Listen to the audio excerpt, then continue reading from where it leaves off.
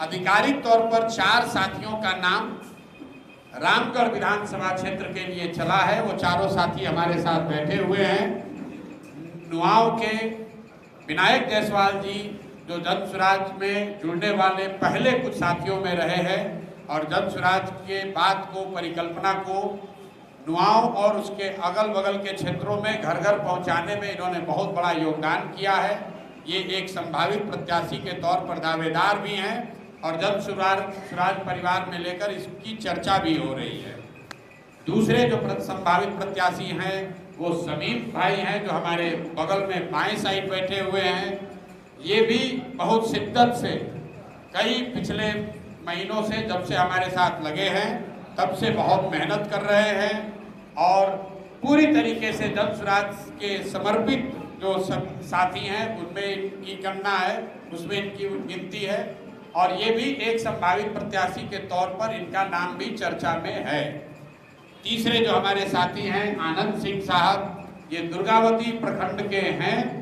बहुत लंबे समय तक इन्होंने राजद की राजनीति करी है और जब मैं मधेपुरा में पैदल चल रहा था वहाँ पर कैंप में आकर इन्होंने अपने साथियों के साथ जन स्वराज जुड़ने की बात कही।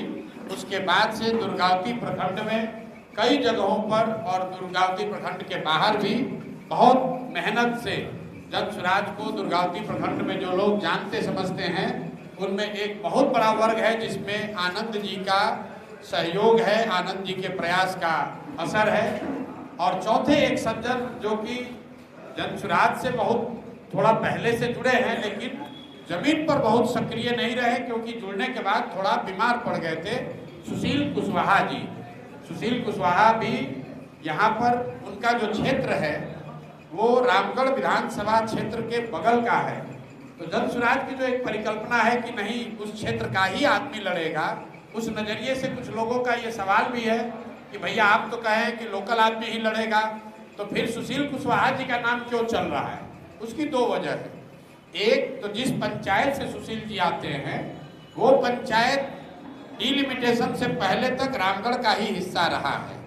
डिलिमिटेशन में उस पंचायत को रामगढ़ से अलग करके दूसरे विधानसभा में मोहनिया में डाला गया है।